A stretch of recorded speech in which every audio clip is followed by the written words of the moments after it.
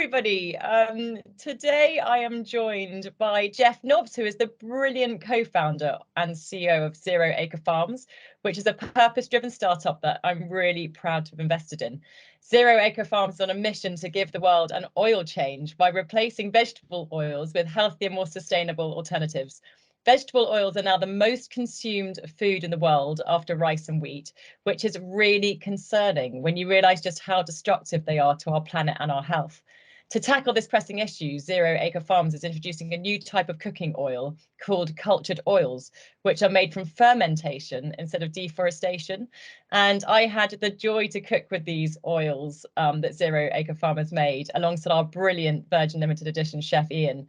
And I couldn't believe how well they cooked and how natural they tasted. The cultural oil is now ready to hit the shops and usher in this new era of cooking with oils. And just by having this investment, I've learned so much. I didn't realize that there was this big issue. So thank you so much for joining me today, Jeff. And big congratulations on getting your brilliant product to market. It's a really great case study of how positive impact can happen when purpose and science and entrepreneurship combine. And so I'd just love for you to take us from the very beginning. How did Zero Acre Farms come about? Where has this journey taken you? Yeah, tell us how it all started. Thanks, Holly. Appreciate it. And it's great to chat with you. So Zero Acre Farms is the result of thinking about this problem for the better part of the last decade. The problem that you so eloquently talked to.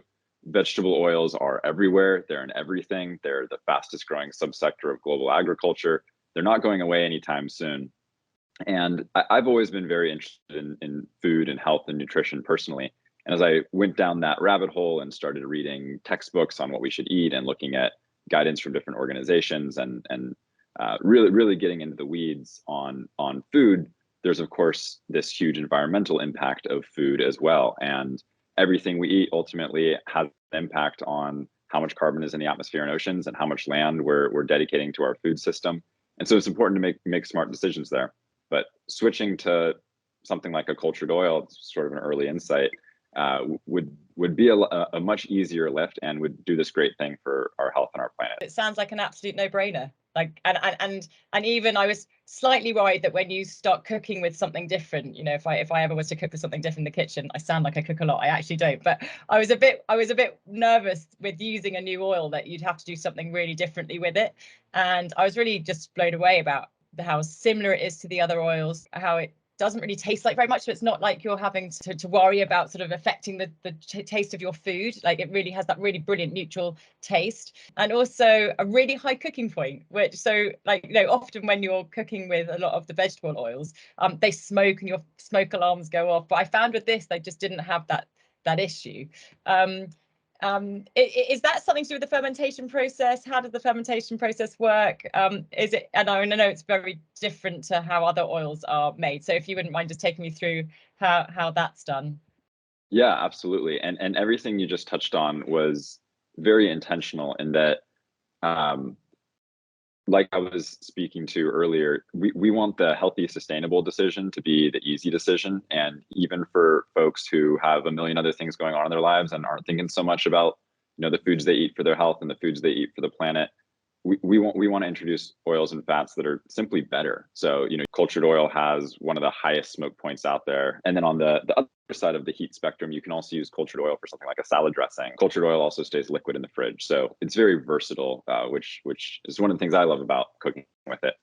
And partly that is from the production method of fermentation. What fermentation is in the context of food is when communities of microorganisms, which are also called cultures, consume sugars from plants or from animal products like milk and convert those sugars into entirely new foods like bread and yogurt and beer and wine.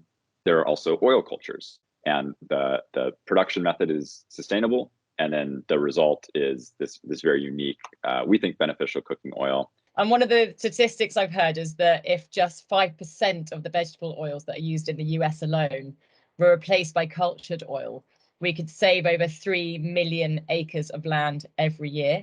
Now, what is it about the vegetable oils that make them so harmful to our planet? And it just sounds like this is going to be a really wonderful alternative to help save our planet.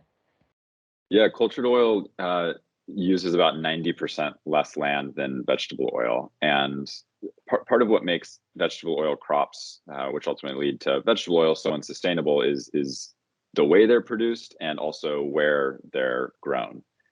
And so when you think about where they're produced, we clear, a rainforest or other natural ecosystem. We plant a bunch of seeds, and then we take the tiny soybeans and press them for an even tinier amount of oil. So a lot of these oils, they have this disproportionately large negative environmental impact. Then you can also look at things like greenhouse gas emissions. And of all crops, of all major crops in the world that we eat, the most greenhouse gas emitting crops are vegetable oil crops, about 5 to 25 times more greenhouse gases per kilogram than any other crop out there. So, unfortunately, this major food that's 20% of our calories now is not doing the world any favors. But it's nobody's fault. There just kind of hasn't been a good alternative. Yeah, and I also don't think a lot of people know, and so it's great now that there is an alternative that people can start to understand how negative it's affecting our planet, but and also our health. So you were talking a bit about health. How do cultured oils compare, and what damage are we doing to our bodies by eating the vegetable oils? So the main issue with vegetable oils is the types of fats that they contain. And the types of fats that they contain, or fatty acids as they're called, are fats that humans never really consumed before the introduction of vegetable oils in our diet. And usually when we start consuming an entirely new compound for the first time in the history of our species, it doesn't end too well for us. And we've seen this with trans fats. We've seen this with massive amounts of high fructose corn syrup and sugar. It doesn't by definition mean they're bad if it's a new food compound, but it does mean we should probably raise an eyebrow and take another look. And in the case of vegetable oils, those fats are correlated, number one, with all sorts of negative health issues. And vegetable oils are the one food in our diets that have increased in line with increasing rates of chronic disease like heart disease, dementia, cancer, diabetes. And certainly there are a number of other foods that are problematic. But interestingly, a lot of those foods and lifestyle activities we've actually improved on over the course of the last couple or several decades. So we're actually eating less sugar and refined carbohydrate in the last couple of decades. We're exercising more, we're drinking less, we're smoking less. But chronic disease rates continue to climb. Fat makes food taste delicious. If you get rid of all your fat, your food probably won't taste very good. So the best strategy there is just to replace it with healthier fats, and cultured oil we think is one of those. Well, I personally can't have a salad without a salad dressing, so it's for that. It's not quite the same. It's definitely not the same. This is a big, large-scale issue. How quickly will cultured oils be able to scale, and what's your capacity to scale at Zero Acre Farms? There's about 200 million metric tons of vegetable oil that's produced every year. So we have a lot of catching up to do, but we're already at commercial scale with cultured oil. So this isn't being sold by the gram for thousands of dollars. It's already in the neighborhood price range, and it's already been scaled up commercially. So we're certainly not at palm oil volumes right now, and won't be for a little while. But the plan is for our supply not to be the constraint, and for the constraint really to be how quickly can we get the word out, and hopefully we can keep up on the supply end. So yeah, we're there. We just gotta get the word out. And hopefully the more you produce, the less palm oil production there will be, and knock-on effect much more positive for the planet. I've always been so fascinated by how a single thought or idea can have this knock-on effect to start to save the world. What was your light bulb moment when you realized you could really produce oil through fermentation, and the real positive effect that this could have? I think there were two light bulb moments in this journey. One was realizing how problematic vegetable oils are. And a lot of companies, especially tech companies, start with a solution or interesting technology first, and then kind of go around looking for a problem that technology can be applied to. But we've always been very passionate about this problem. And so the second light bulb moment was realizing that fermentation could be used to produce oils and fats, and that doing so would result in this very tiny environmental footprint, and that the fats it produces could have this really, really incredible healthy fat profile. It was like every box was checked, and it was just a matter of going out and executing and bringing something to market. I'm Chief Purpose and Vision Officer at Virgin, and nothing inspires me more than a business that's driven by purpose. I mean, you've got purpose seeped through every single bit of the business that you do. Do you think about purpose? What's the purpose that keeps Zero Acre Farms like ticking over, and how do you make sure it's embedded across the business? I love that you asked this question, and it's actually perfect timing because right now I'm at a hotel room in at our company offsite, and we just talked about all our core values, and we have three of them, and one of them is actually purpose. And most companies talk to what their purpose is ideally, but it is so core to what we do that it's actually one of our core values, and it drives everything we do. Part of our hiring process, how we think about day-to-day decisions, how we think about long-term decisions. Our purpose is to give the world an oil change, and we call cultured oil the all-purpose cooking oil with a purpose. So you'll definitely see the word purpose through and through in absolutely everything we do, and all that is in the name of a healthier world. At the end of the day, that's why we exist. We want a healthier world, and that means that the planet itself is healthier, and also that all life on it is healthier, from humans to trees to animals. And there are a lot of problems in the world, and better oils and fats aren't going to solve all of them, but we do think it's an important step, and that's our purpose.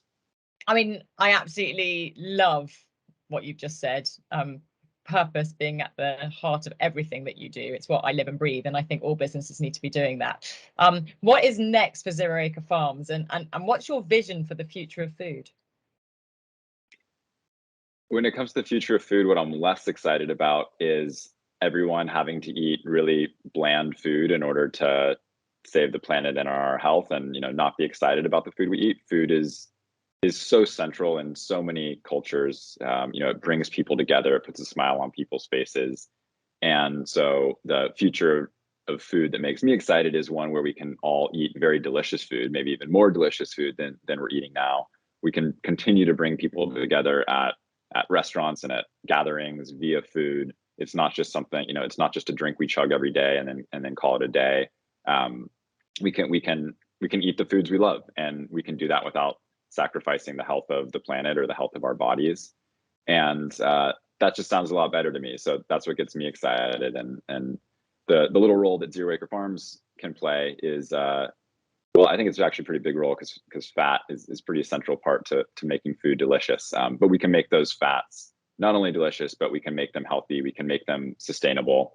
And so we're working on a number of products that will displace vegetable oils. We're starting with cultured oil, but we're also working on other food products that contain cultured oil. We're working on more solid fats.